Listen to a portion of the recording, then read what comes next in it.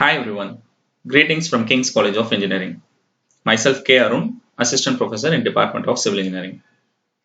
In this video, we are going to see how we can analyze a continuous beam. So what is a continuous beam? A beam having more than one span, and if it is supported by more than two supports, then it is called as a continuous beam. Here we can see in this image, the beam is having more than one span. A span indicates the portion between two supports. So here we have four supports. The portion between two supports is called as a span. So in this image we are having three spans, 1, 2 and 3. So the beam is having more than one span, and also it is having more than two supports. Like we can see here, it is having four supports. Hence this beam is called as a continuous beam. Also we are going to see what is an overhanging beam. If the beam extends beyond its support, then it is called as an overhanging beam. So here we can see in this image, this is the simply supported portion of the beam. The beam is having two supports, and we can see here the beam is extended beyond the support. So this is the overhanging portion. Since the beam extends beyond its support, it is called as an overhanging beam. So now we are going to see an example. The problem is, analyze the continuous beam shown in the figure. Also draw shear force diagram and bending moment diagram. So this is the question for us. So whenever a question is given, first we have to read or we have to study the question properly so that we can get a clear view of the problem. So we can see here the beam has already three loads, and the entire length of the beam is 7 meters. 3 meter and here 3 and 1, 7 meters. And first thing is we have to note the number of spans here. So here the span is AB one span and BD is another span. So totally we are having two spans, and DE is the overhanging portion. Since the beam is extended beyond its support, this is the overhanging portion. Also we should not get confused with the letterings and all. Actually the letter indicates the load positions. Okay, so the span should be considered only based on the support. So AB is one span and BD is another span. Now we are going to analyze this continuous beam. The first step is to calculate the simply supported moments. So in this problem, one end is fixed actually. So I am going to assume that end A is simply supported. So for span AB, since A is simply supported, moment at A will be equal to 0. So the bending moment at a free end is 0. So moment at A is 0. Next, for span AB, a simply supported beam with UDL, for the formula for calculating bending moment is WL square by 8. So W is load 6 kilonewton per meter, and length of the span is 3 meter divided by 8, which gives the value of 6.75 kilonewton meter. So we should note that this is for span AB. Next one is for span BD. So the bending moment for span BD is in that span we are having a point load. So it is also acting in the central portion of the span. So the formula for calculating bending moment is WL by 4. So point load is 4 kilonewton and length of the span is 3 meter divided by 4, which gives the value for 3 kilonewton meter. This is for point load.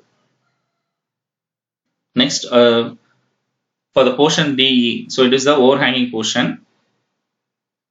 So moment at D will be equal to minus 2 into 1, since it will act in an anti-clockwise manner. Since the overhanging portion, it will act in an anti-clockwise manner towards the support. So it gives a negative into symbol. So minus 2 into 1 equal to minus 2 kilonewton meter. This is for overhanging portion. The next step is to draw the bending moment diagram, and then we should calculate the area of the bending moment diagram. So this is the question. I have drawn the baselines. So the first one is UDL, since I am drawing a parabolic curve, value is 6.75, and next one is a point load, since it is acting central, it is an equilateral triangle, the value of bending moment is 3. Now I am going to calculate the area of the bending moment diagram. So the area of this parabolic curve is 2 by 3 BH. So 2 by 3, base of this bending moment diagram is 3 meter and height h is 6.75. On solving, I am getting 13.50 meters square. X1 is the centroid. So the value is L1 by 2. So length of the span is 3 meter. So it is equal to 1.5 meters.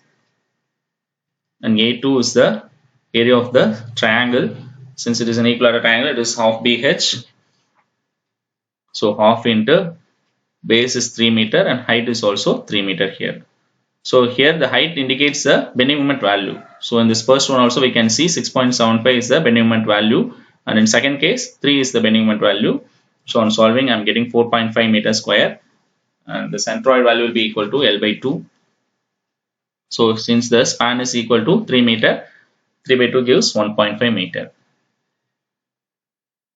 So the next step is to calculate the moment using theorem of three moments. So like if you are analyzing a fixed beam, you should calculate the fixed end moments. So for continuous beam, we will be writing the three moment equation for calculating the moment. So for writing a three moment equation, we need two spans. So for here I am considering the span AB and span BD. The equation is MA into L1 plus 2MB into L1 plus L2 plus MD into L2. Here L1 indicates the length of the span AB and L2 indicates the length of the span BD. Plus 6 into A1 x1 bar by L1 plus 6 into A2 L2 bar x2 bar divided by L2. So A1 is the area of the minimum diagram 1 and A2 is the area of the minimum diagram 2, and already we have calculated the x1 bar, x2 bar and all. So simply I am going to substitute the values of L1, L2 and MB. Here we can see moment at the point A is 0 since it is a free end. So I am putting the value 0 here. Length of the span 1 is 3 meter and 2 MB. So here we can we have to note that already we have calculated the simply supported moments, but certain values are yet to be calculated, like moment at A, moment at D are already calculated. For span AB, we have calculated the bending moment. The moment at the point B is to be calculated by using the three moment equation only. So it is a unknown MB, and then moment at D into 3 plus 6 into, already we have calculated the values of A1, X1 bar and all. I am just substituting the values here. Okay, so in the next step I am substituting the value of MD also. Since it is an overhanging portion, already we have calculated the moment at the point D, it is minus 2. So on simplifying this, I am getting the value as 12 MB equal to 48. Hence moment at B will be equal to 4 kilonewton meter. So now we have calculated the values of moment at the supports, like moment at A, moment at B and moment at D as already calculated. The next step is to calculate the support reactions. So while calculating the support reactions, we have to include the moment also. So first for span AB, so moment at A is 0 and moment at B is, just now we have calculated, is 4 kilonewton meter. So I am going to take moment about RB. So RA into entire span is 3 minus, since we are having UDL, the formula is W into L by 2. So 6 into 3 into 3 by 2. And then we have to add the moment. Since it is a clockwise moment, it is positive plus 4. Okay, I am simplifying this. I am getting the value of RA as 7.67 kilonewton. So in a span, upward forces will be equal to downward forces. Hence RA plus RB will be equal to, the load acting is UDL, so W into L, 6 into 3. So on solving this, I am substituting the value of RA here, and RB will be equal to 10.33 kilonewton. Similarly, we have to calculate the support reactions for the span BD. So here the moment at B is 4, and since we are having a overhanging portion here, we cannot put the moment here. Moment at D, we cannot use it for calculating the reactions. So we have to keep that in mind. Only at the end reactions only we have to calculate. So the moment at D should not be included here. So taking moment about D, since it is an anti-clockwise moment, it is my negative symbol, minus 4 RB into 3, length of the span is 3, and minus 4 into 1.5 equal to 0. So since we are using the sign conversions from B to D, The D to E portion is not considered here. So we should remember that. So on simplifying this, I'm getting 3RB equal to 10. So reaction B will be equal to 3.33 kilonewton. So upward forces equal to downward forces. So total forces are 4 plus 2 point load, and then we have to substitute the value of RB here so that we can get the reaction value as 2.67.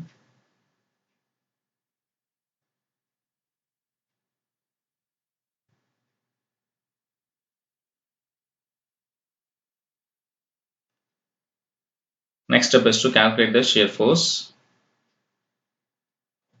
So this is our beam, and I have written the shear force values. Sorry, the reactions we have calculated. Shear force now only we are going to calculate. So first one is shear force at the point E. So we are having a point load. So I'm taking it as a positive. So shear force at E will be equal to 2 kilonewton. And then shear force at the point D. So already we are having 2 kilonewton. So with that we have to add this reaction at D. Since it is right upward, I am taking it as negative. So 2 minus 2.67, which equals to 0.67 kilonewton.